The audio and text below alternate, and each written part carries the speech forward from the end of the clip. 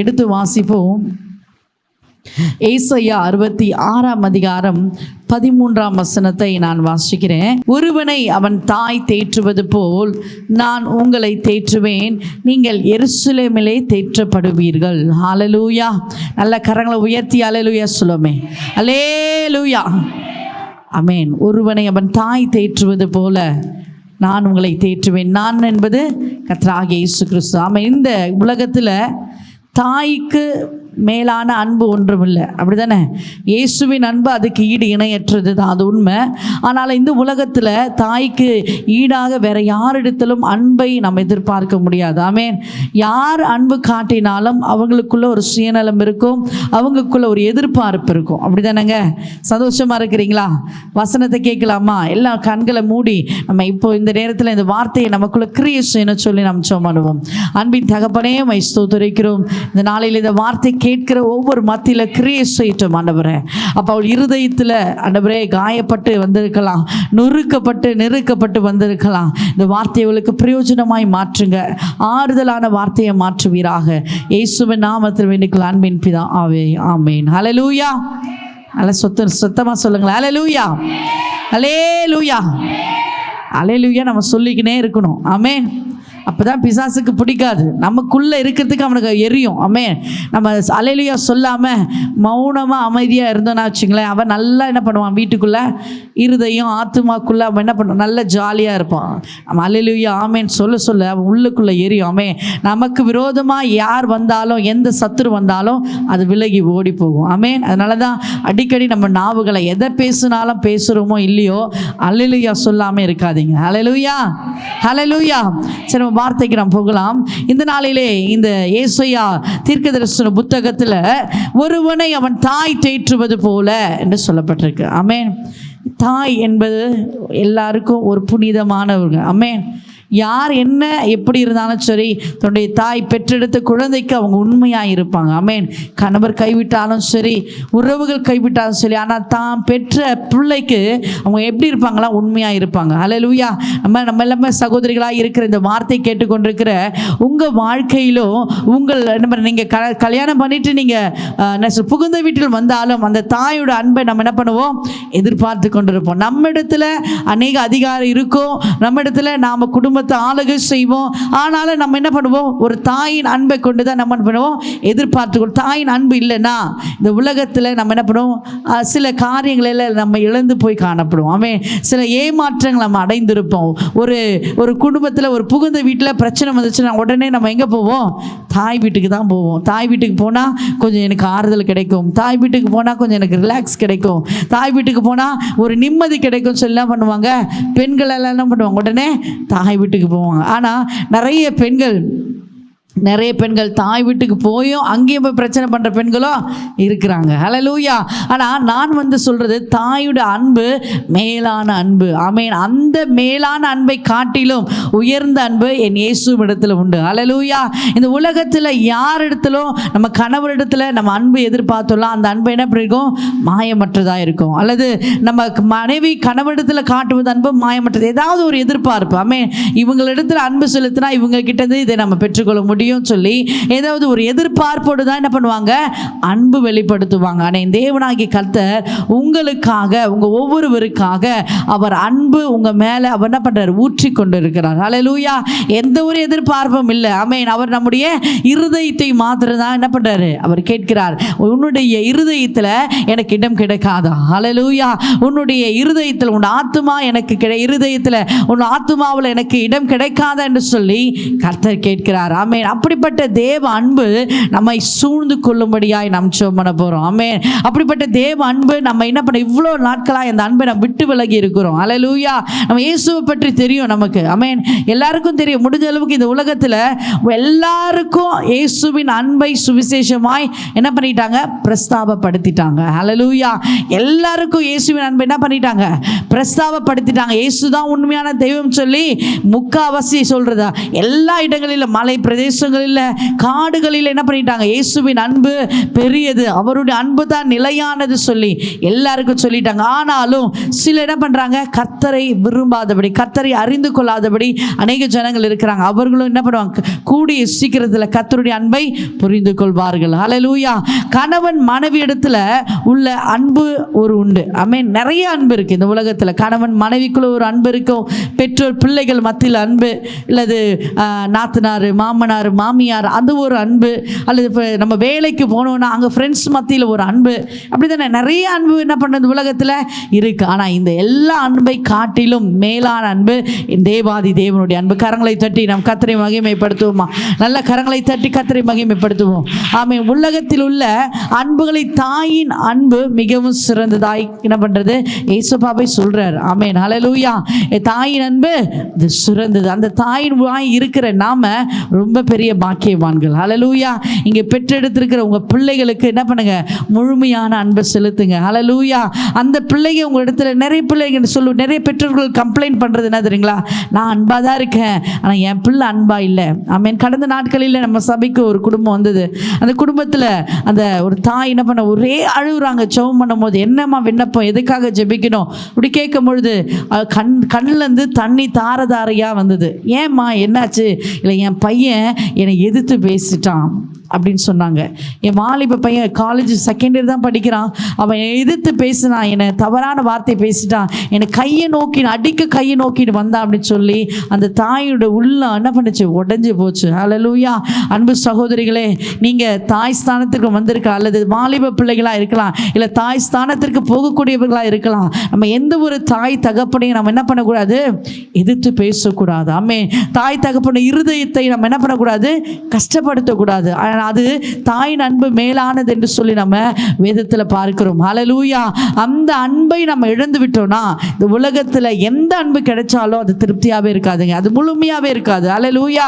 அந்த தாயின் அன்பு மேலான அன்பு, அதை காட்டிலும் மேலே ஈடு இணையற்றது அன்பு எது, இயேசுவின் அன்பு. இந்த நாளிலே அந்த இயேசுவின் அன்பை பெற்றுக்கொள்ள தான் நான் உங்களிடத்தில் பேசி கொண்டிருக்கிறேன். ஆமே. அந்த இயேசுவின் அன்பை நம்ம பெற்றுக்கொள்ள வேண்டும். யாரும் நம்ம என்ன பண்ணக்கூடாது, புண்படுத்தும்படியாக, இருதயத்தில் புண்படுத்தும்படியாக நம்ம பேசக்கூடாது. ஆமென். நம்ம கூட நிறைய பேர் காயப்பட்டு வந்திருக்கலாம். நம்ம குடும்பத்தில் கணவர் நம்ம திட்டிருக்கலாம், பிள்ளைகள் நம்மளை பேசியிருக்கலாம், அல்லது உறவுகள் மத்தியில் நம்ம என்ன பண்ணியிருக்கலாம், நீ வேஸ்ட்டு, நீ ஒன்றுத்துக்கு ஆக்கில சொல்ல உன்னை உதாசனப்படுத்திருக்கா. அன்பு நம்ம எதிர்பார்க்கிற இடத்துல இவங்க அன்பு நமக்கு கிடைக்காதா, இந்த அன்பு நமக்கு கிடைச்சா நல்லா இருக்குமே, என் வாழ்க்கையில் முன்னேற்றம் அடைய முடியுமே, ஏதாவது நான் யார் இடத்துல நான் ஆறுதலாக நான் பேச முடியும் அப்படின்னு சொல்லி அன்பை எதிர்பார்த்து கொண்டிருக்கிறியா?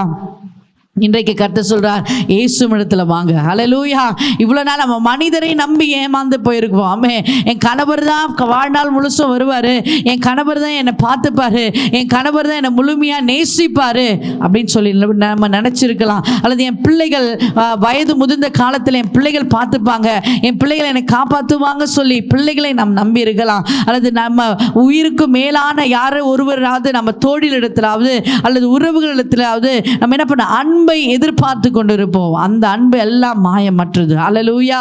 இயேசுப்பா எதையும் எதிர்பார்க்காம உனக்காக எனக்காக சிலுவை சுமந்தார். கரங்களை தட்டி கர்த்தரை மகிமைப்படுத்துவோமா? கரங்களை தட்டி கர்த்தரை மகிமைப்படுத்துவோம். கரங்களை தட்டி இயேசுவின் அன்பு அது மாறாதது. ஹல்லேலூயா.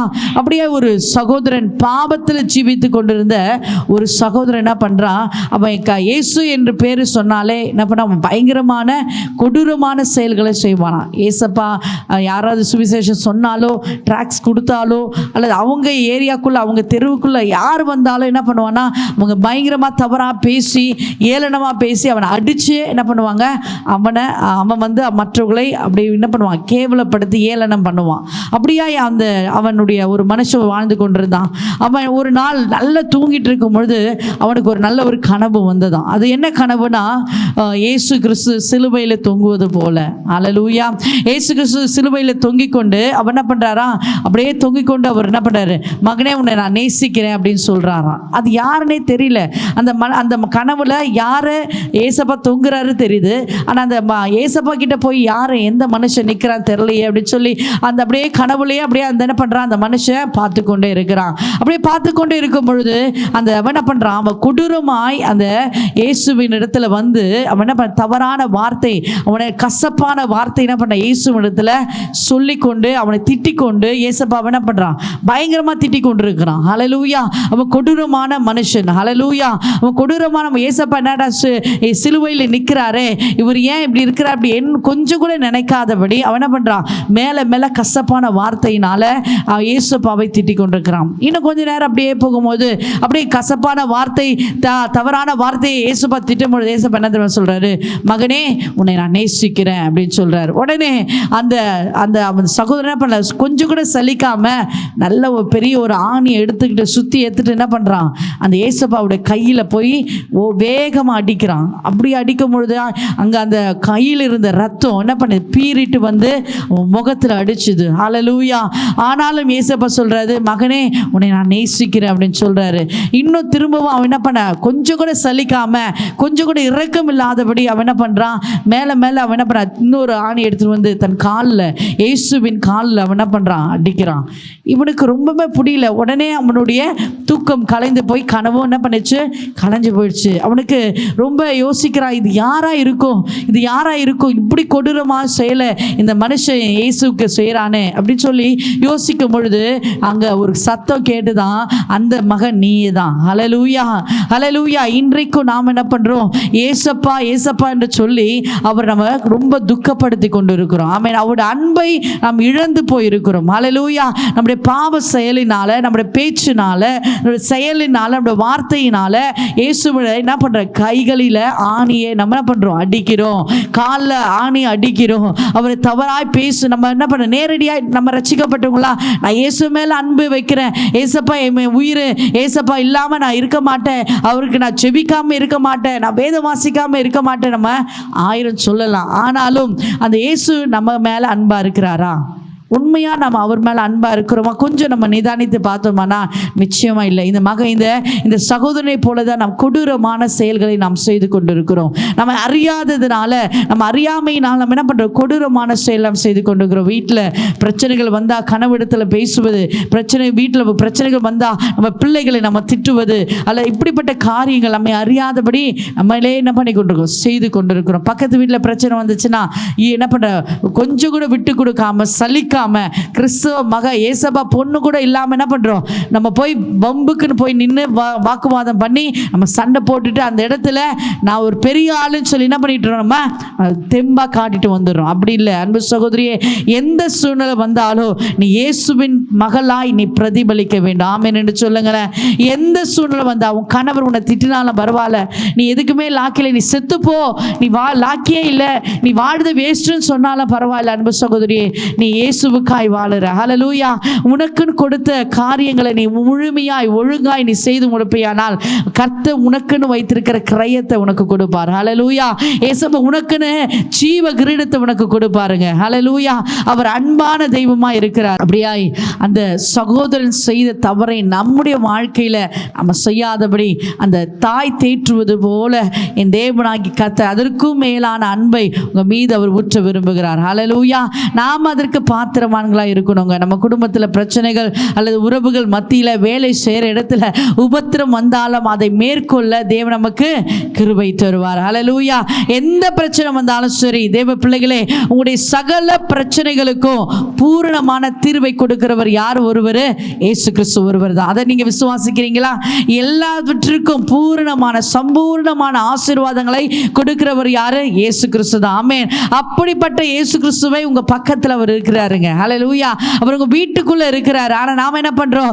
மனுஷரை நம்பி, மனுஷரிடத்தில் அன்பை எதிர்பார்த்து, மனுஷரிடத்தில் உதவிகளை பார்த்து நம்ம இயேசு கிறிஸ்துவிடத்தை நம்ம என்ன பண்றோம்? அந்த அன்பை இழந்து போகிறோம். இன்றைக்கு அன்பு சகோதரியே, அந்த தாயினும் மேலான அன்பு காட்டுகிற என் தேவனாகி கர்த்தர் உங்க வீட்டில் வாசம் செய்யணும்னா அவரை நீங்க என்ன பண்ணுங்க? ஜெபம் பண்ணுங்க. ஆமென். அவர் உங்க இருதயத்துக்குள்ள வர சொல்லுங்க. ஹல்லேலூயா.